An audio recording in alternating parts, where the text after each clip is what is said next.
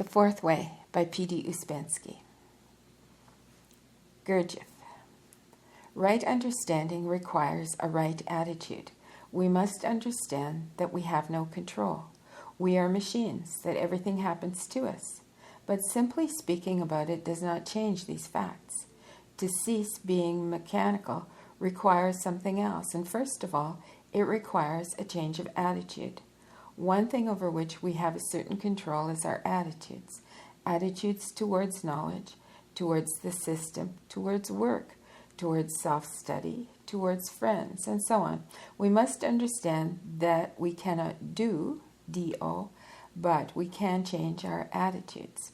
Attitudes can be very different. For the moment, we take only two, positive and negative, not in the sense of positive and negative emotions, but referring to the positive and negative parts of intellectual center.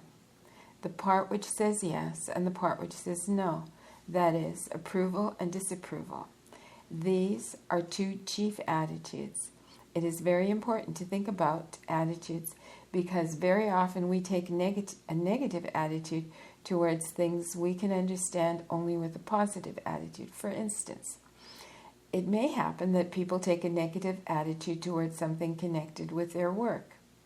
Then their understanding stops and they cannot understand anything until they change their attitude. We must have positive attitudes in some cases and negative attitudes in others, because often lack of understanding is caused by a wrong attitude. There are many, many things in life which you cannot understand unless you have a sufficiently good negative attitude towards them. If you look at them positively, you will never understand anything. If a man studies life, he must come to negative conclusions, for there are too many things wrong in life. Trying to create only positive attitudes is as wrong as having only negative attitudes. Yet some people can have a negative attitude towards everything, anything and everything, and some others try to cultivate a positive attitude towards things that need a negative attitude. On the other hand, as I said, the moment you have a negative attitude towards things that we refer to the work, to the ideas, the methods, the rules of the work, you cease to understand. You can understand, according to your capacity, only as long as you are positive. But this refers only to intellectual attitudes. In emotional center, negative emotional attitudes mean identifying. Question. I'm not sure I understand what a negative attitude is. Oh, and I forgot to say, that question was put by Ouspensky to Gurdjieff. Okay, so Ouspensky says, I am not sure I understand what a negative attitude is. And Gurdjieff says it means a suspicious or unsympathetic attitude. There are many variations, an attitude of fear sometimes. Take it in the ordinary sense of accepting or not accepting. Question. Isn't an attitude the same as identification? Answer. Certainly not. Attitude means point of view. You can have a point of view without being identified. Very often, identifying is the result of a wrong attitude. Question. How can one change one's attitude? Answer. First, by studying oneself and life on the lines of the system. This changes the attitude.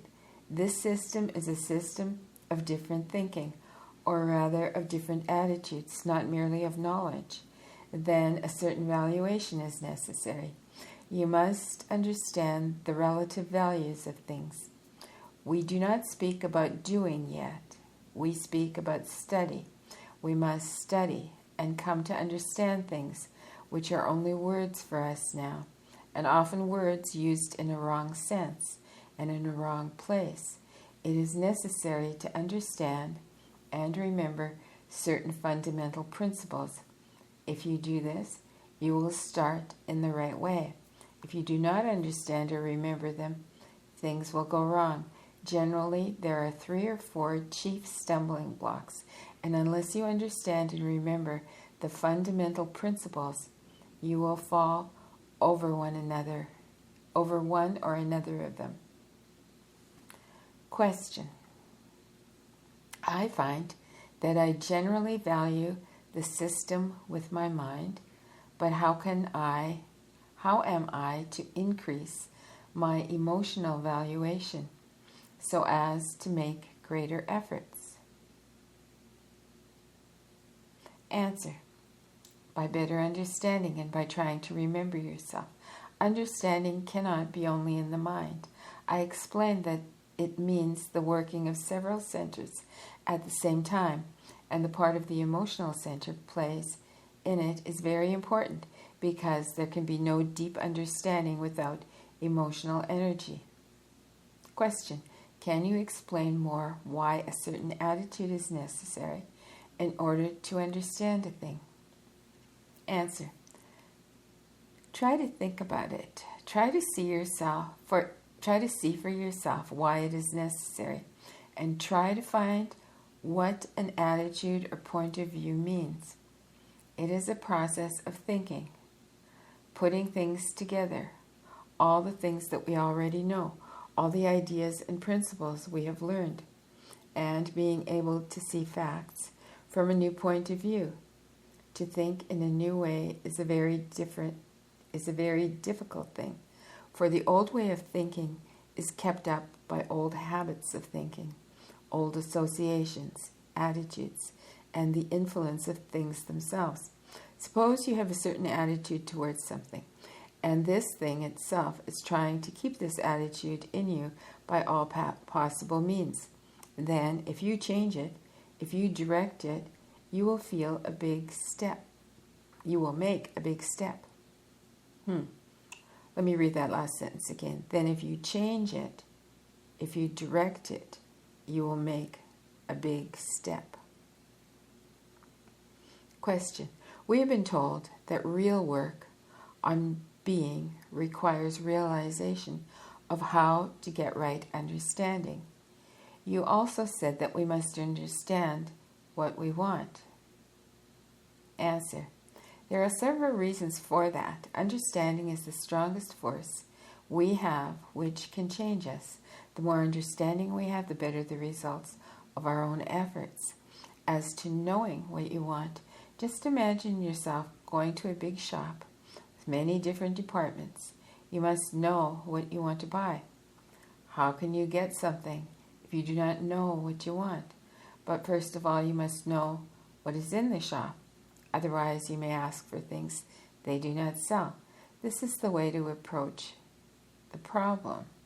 It is necessary always to remember why you started.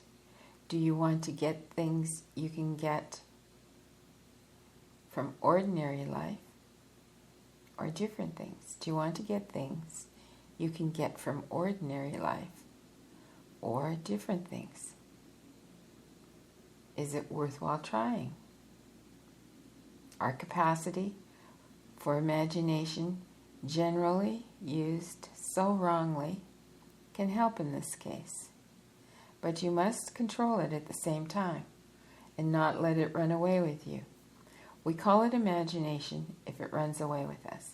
But if you control it, you can use it to see what a thing means, what it implies. So if you use it, it may help you to see whether you really want what you say you want or not. Because very often we want something different, or we do not realize that one thing brings another thing with it. You cannot want one thing by itself. If you want one thing, you get many other things with it. Only when you know what you want will you know where you are going, and know it rightly. It is necessary to know.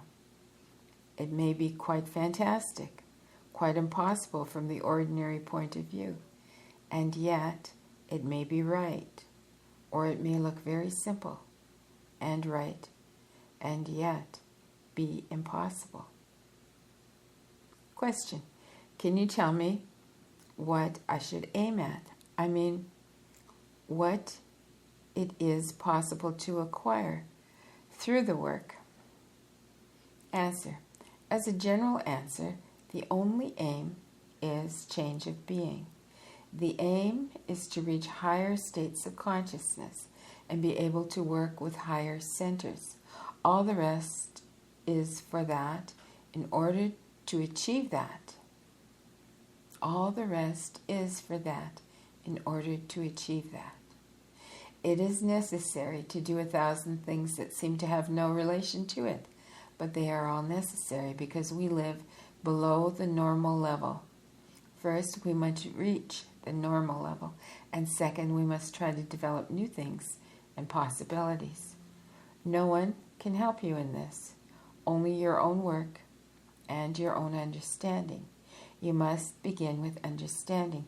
These lectures and this system are to give understanding. The next step depends on your own efforts.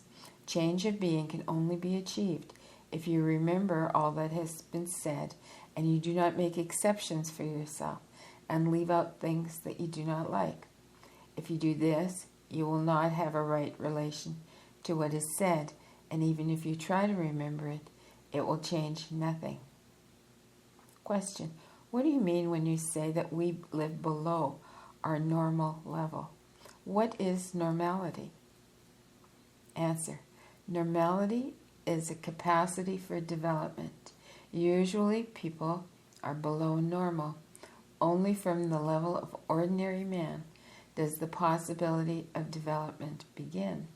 But there are many states below that of the ordinary man. People who are too identified or hypnotized by formatory ideas or who lie too much are more machines than an ordinary man. To be an ordinary man is already a relatively high state, because from this state it is possible to move.